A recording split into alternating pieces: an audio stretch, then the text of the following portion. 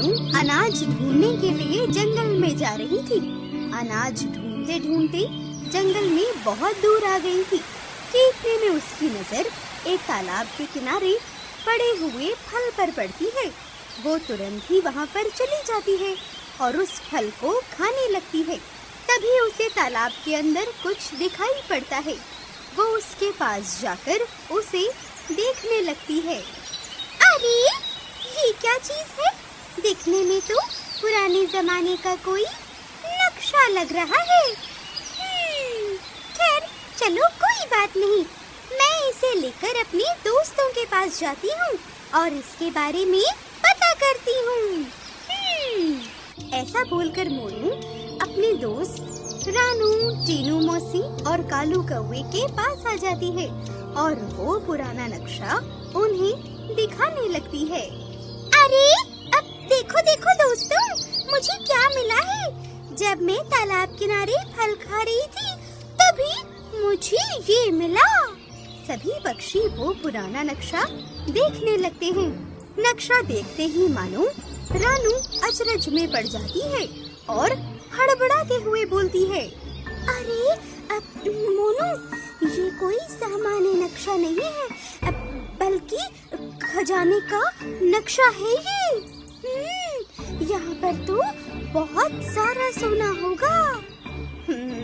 बिल्कुल सही बोल रही है रानू, ये पुराने जमाने का नक्शा है, किसी खजाने का लग रहा है ये। अरे वाह, तब तो मैं बहुत अमीर हो जाऊंगी। ये सारा खजाना अब मेरा होगा। मैं कल ही उसे लेने पहुंच जाऊंगी। रानू मोनू को कुछ समझा पाती इससे पहले ही मोनू वो नक्शा लेकर वहाँ से अपने घर की ओर निकल पड़ती है। थोड़ी देर बाद मोनू अपने घर पहुँच जाती है। अरे वाह, अब तो मैं बहुत अमीर बनने वाली हूँ। मुझे इस नक्शे को लेकर छुपा कर रखना पड़ेगा, वरना क्या पता कोई इसे चुरा कर ही ले जाए। मोनू नक्शे को अलमारी में रखकर बड़े आराम से सो जाती है। अब सुबह हो जाती है।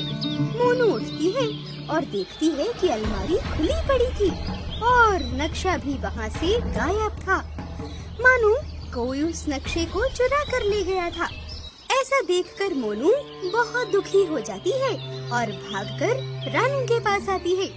जो कुछ भी हुआ था मोनू सब बताने लगती है और जोर जोर से रोने लगती है।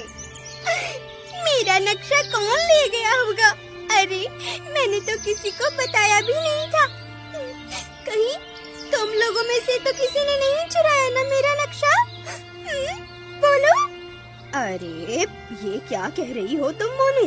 अरे हम तुम्हारे नक्शे को भला क्यों चुराएंगे? हमने तो उसे हाथ तक नहीं लगाया। किसी और ने देखा होगा वो नक्शा तुम्हारे हाथों में और यकीनन वो नक्शा उसी ने चुराया होगा। हाँ रानू, मौसी बिल्कुल ठीक कह रही है और हमें से ऐसा किसी ने नहीं किया है।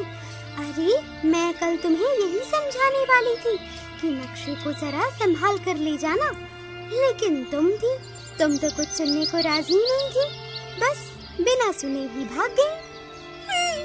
और ये कालू कौवा कहाँ है? दिखाई क्यों नहीं पड़ रहा? पता नहीं, लगता है शायद वो अनाज लेने गया होगा, इसीलिए। ऐसा सुनकर मोनू बहुत दुखी हो जाती है और उदास होकर अपने घर की ओर जाने लगती है। वहीं दूसरी ओर चील और कालू कौवा दोनों ही नक्शा चुराकर खजाना खोज रहे थे। अरे वो बेवकूफ मोनू, उसे तो पता भी नहीं होगा कि ये नक्शा हमने चुराया है। क्यों? हाँ हाँ बिल्कुल सही कह रहे हो तुम। अरे हम लोग आज ही खजाना ढूंढ के वापस आ जाते हैं, जिससे कि किसी को भी हम पे शक ना हो सके। और नहीं तो क्या, वरना सबको पता चल जाएगा कि ये नक्शा हमने चुराया है। ऐसा बोल के दोनों खजाने की खोज में आगे बढ़ने लगते हैं। दोनों अब चलते चलते जंगल में काफी दूर आ गए थे और बहुत थक गए थे, लेकिन फिर भी वो आगे बढ़ रहे थे। इतने में दोनों को एक बड़ी गुफा दिखती है और वो दोनों उसके पास आकर रुक जाते हैं। अरे देखो तो, ये गुफा तो वही लग रही है जो इस नक्शे में है। देखो। अरे हाँ हाँ, बिल्कुल सही कहा तुमने, ये गुफा तो वही है। लेकिन इसका द्वार तो पत्थर से बंद है, हम इसके अंदर जाएंगे कैसे? अरे तुम इतना टेंशन मत लो, मैं हूँ ना। अभी हम दोनों मिलके उस पत्थर को हटा देते हैं, चलो। ऐसा बोल के दोनों पत्थर को हटाने में लग जाते हैं।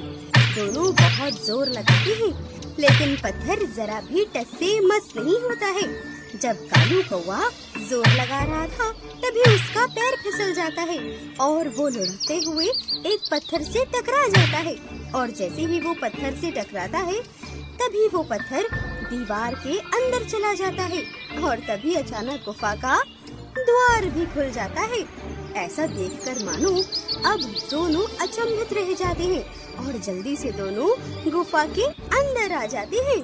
जैसे ही दोनों गुफा के अंदर आते हैं तो मानो हैरान रह जाते हैं, क्योंकि वहाँ पर बहुत सारा सोना और सिक्के पड़े हुए होते हैं। अरे देखो दोस्त, यहाँ पर कितना सारा सोना है। अब हम लोगों को जिंदगी भर कोई काम करने की जरूरत नहीं पड़ेगी।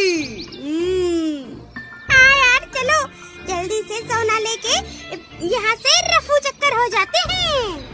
ऐसा बोलकर दोनों सोना इकट्ठा करने में लग जाते हैं।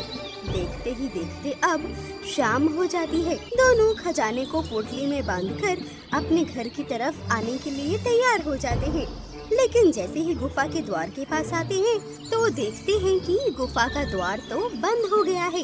दोनों उस पत्थर को हिलाने की बहुत कोशिश करते हैं, लेकिन बहुत कोशिश करने पर भी गुफा का द्वार नहीं खोल पा रहे थे। दोनों वहीं थक कर बैठ जाते हैं। अरे यार कालू कौवा, हम लोग तो बुरे फंस गए। ये गुफा का द्वार तो बाहर से ही खुलता है, अब हम लोग क्या करें? हाँ, बिल्कुल सही कह रहे हो तुम। हे भगवान, अब हमारा क्या होगा? अरे ये तो हम भूल ही गए थे कि ये द्वार बाहर से खुलता है। चील और कालू कौवा गुफा में ही फंसे रहते हैं। दोनों को अब कुछ भी समझ नहीं आ रहा था। देखते ही देखते ऐसे ही 2-3 पहर बीत जाते हैं। सभी पक्षी आपस में बातें कर रहे थे। तभी वहाँ पर मोनू आती है।